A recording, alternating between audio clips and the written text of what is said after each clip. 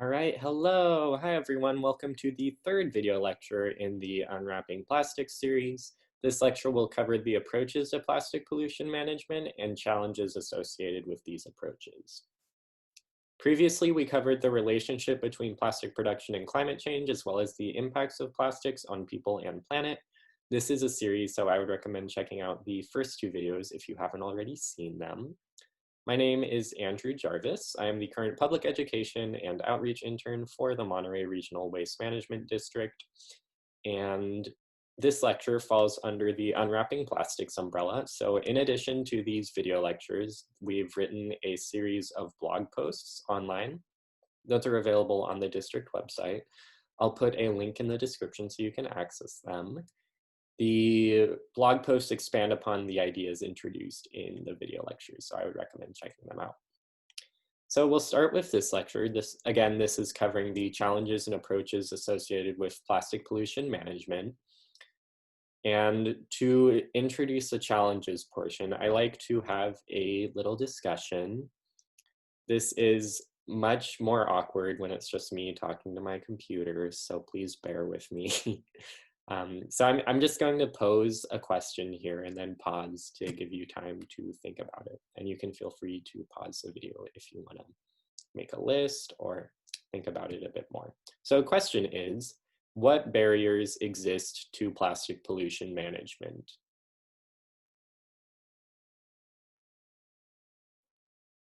So hopefully you had a little bit of time to think about this question.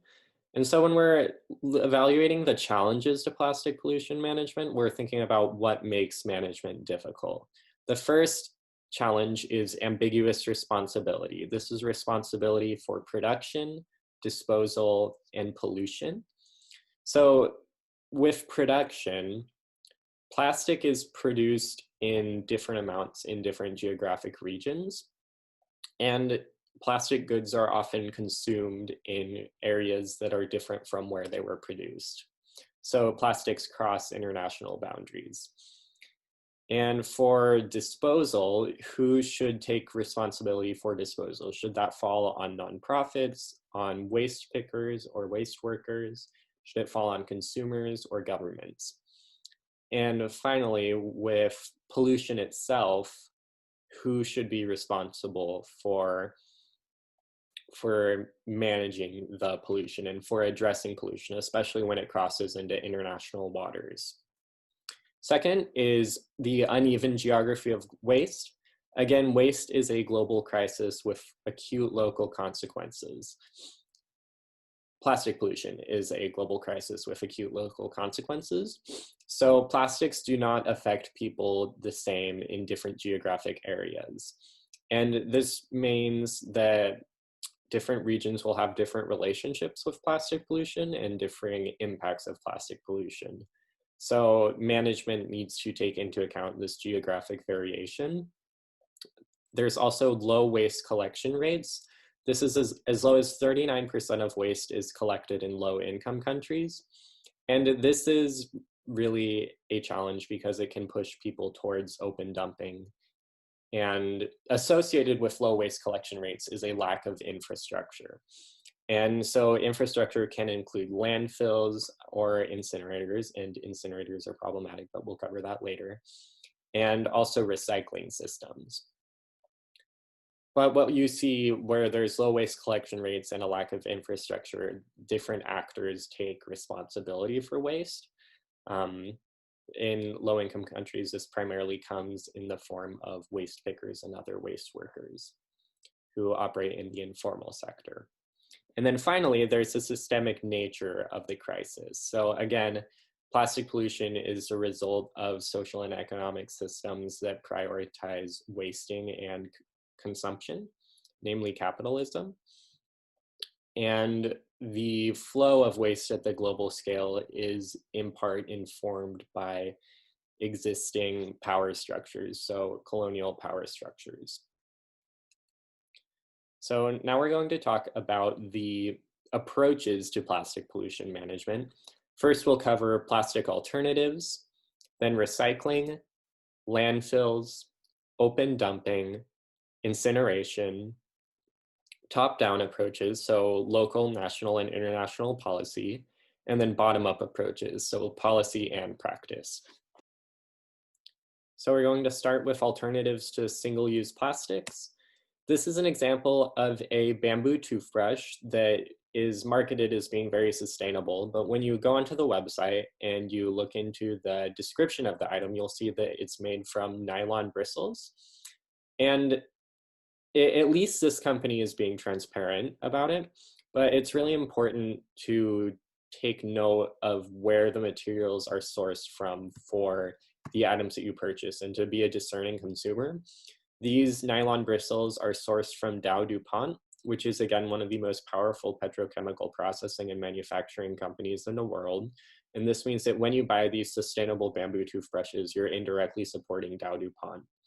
When you look up nylon 6, which is the synthetic fiber that is the plastic fiber that is used for these toothbrushes, you get results from the American Oil and Gas Historical Society talking about how the nylon 6 was the world's first synthetic fiber produced as a petroleum product. And I in no way want to insinuate that alternatives to single-use plastics are not worth your time. They're extremely important and play a really important role in source reduction and reducing the amount of plastic that is created in the first place and consumed. But again, it's really important here to just be a discerning consumer and do your research into the products that you're purchasing and to stay abreast of greenwashing.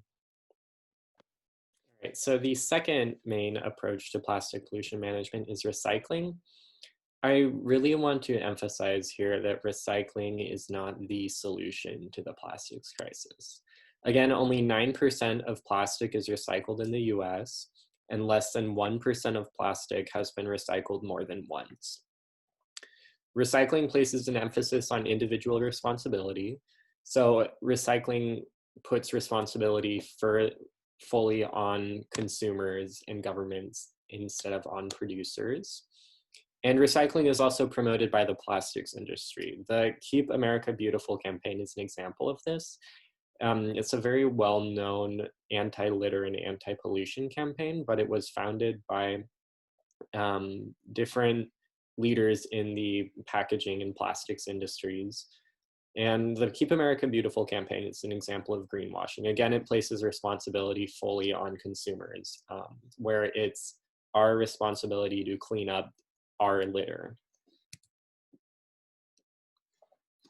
This is a chart showing plastics waste management from 1960 to 2017. The gray is plastics that is landfilled. Blue is plastic that is incinerated, and then dark blue is plastic that is recycled. So you can tell that really of the plastics that is generated, the vast majority of it is landfilled or incinerated. And as much as recycling has been promoted as the answer to plastics, even in this chart, you can see that between 2016 and 2017, the amount of plastic that was recycled fell. I believe it dropped to as low as 8.6% in 2017. And this is pre-National Sword.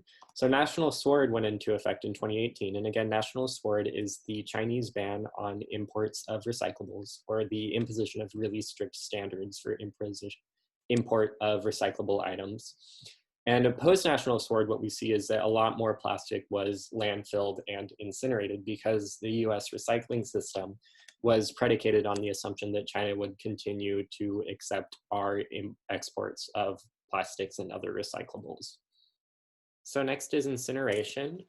12% of waste that is managed in North America is burned. Incineration is the combustion of plastics and other waste. Again, it's the burning of plastics.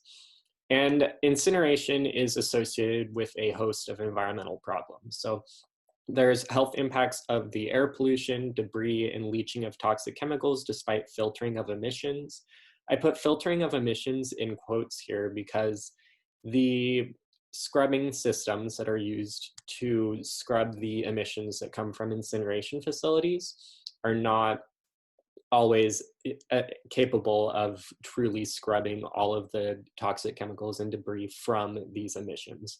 So this means that communities that live in close proximities to incineration facilities, which often are low-income communities of color, are really disproportionately impacted by the emissions from these facilities. Incineration is often marketed as waste to energy. You can see in this previous chart that incineration is displayed as combustion with energy recovery. So the energy that is gained from incineration is energy, but it is problematic, again, just because there's so much environmental harm associated with these incineration facilities. Incinerator ash is hazardous waste. And this is really important to consider because, again, much of what is incinerated is plastics.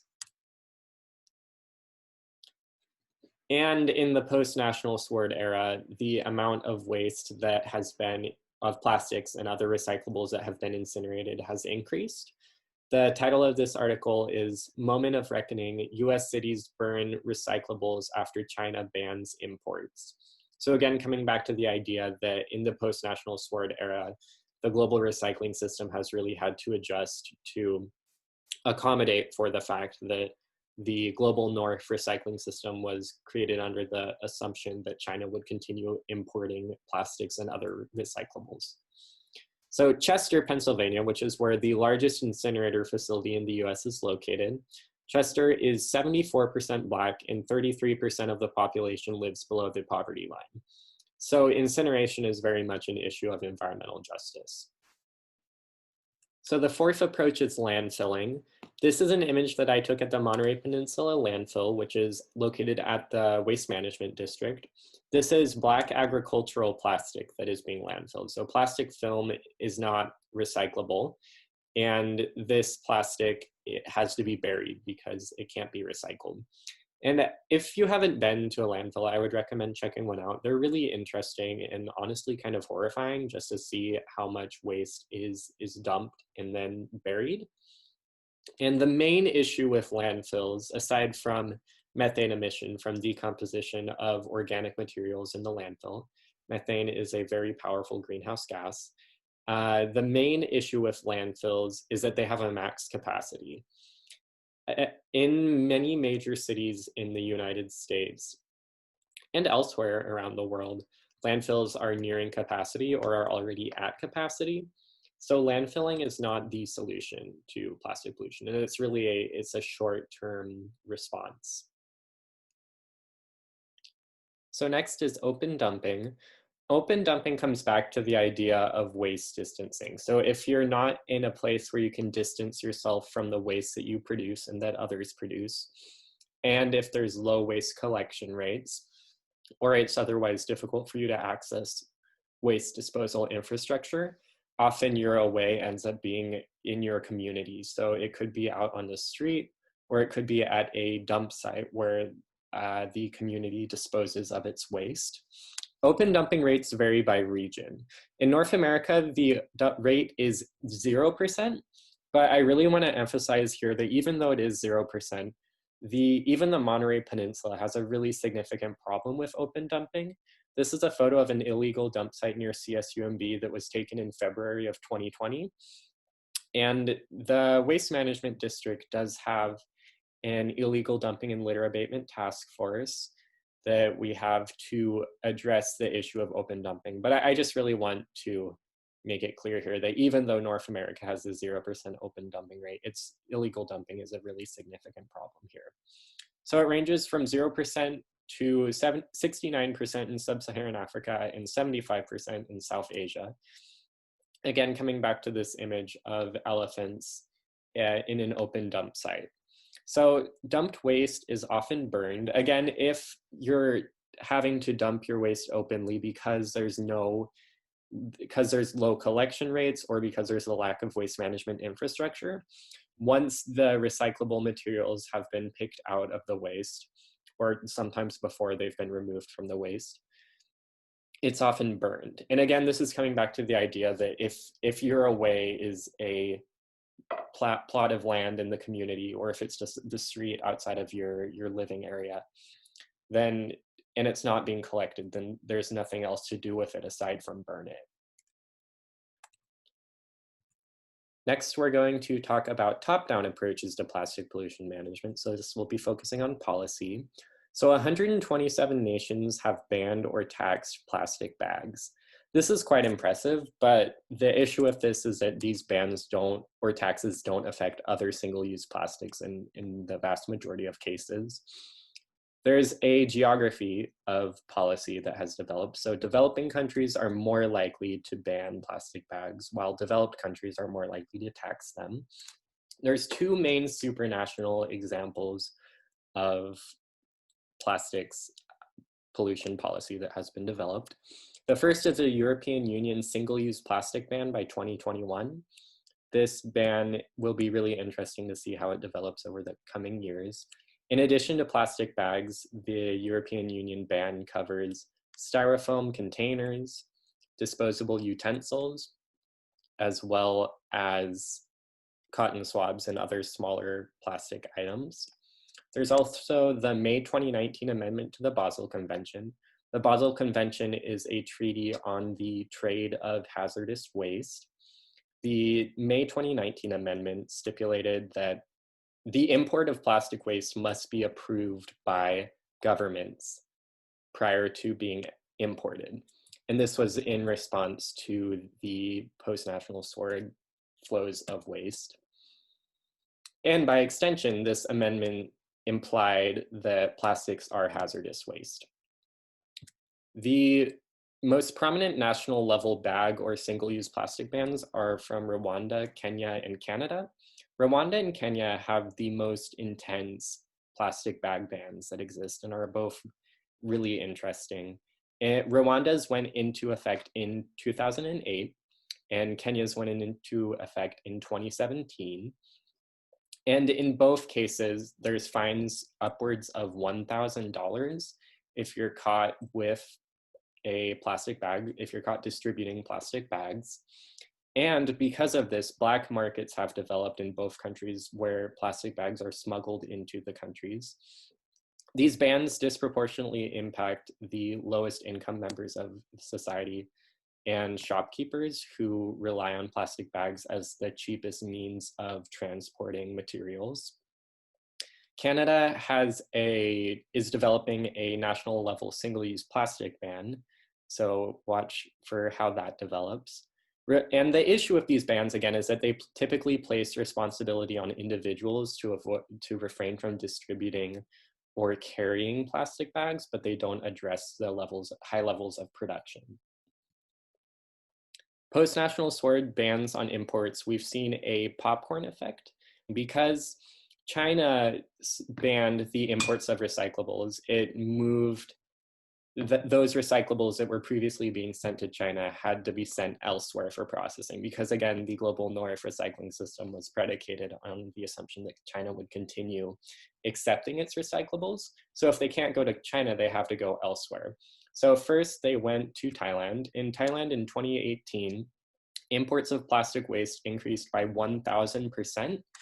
And Thailand really quickly placed a ban on the imports of plastic waste just because it didn't have the capacity to recycle and process all of the waste that was being exported there. And what we see is that once Thailand banned it, it just moved the problem somewhere else. So first it was moved from China to Thailand, and now it's primarily going to Malaysia and Indonesia. And I call this a popcorn effect because these bans are not affecting production, and they're only affecting the imports of recyclables. So there's still a continued flow of plastics, but it's just getting redirected. Local level bans on the Monterey Peninsula, we've seen Pacific Grove just passed a single-use plastic ban. Monterey and Santa Cruz also have really progressive single-use plastic bans.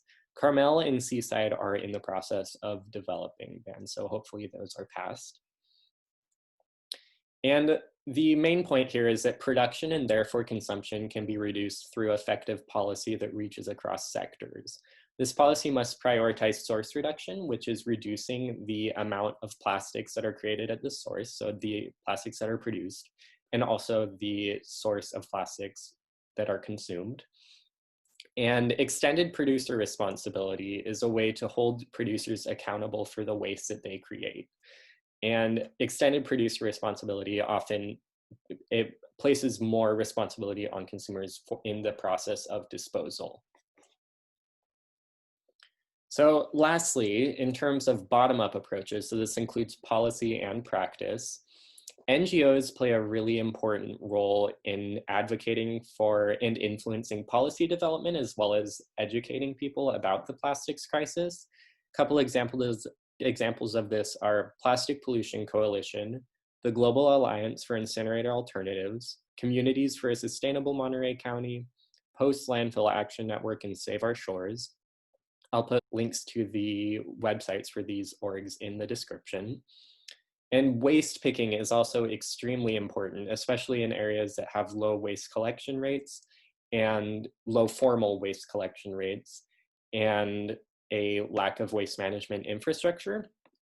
And waste pickers are often operate in the informal economy, and they're placed at a very high risk because they operate independently much of the time, and they often operate without personal protective equipment.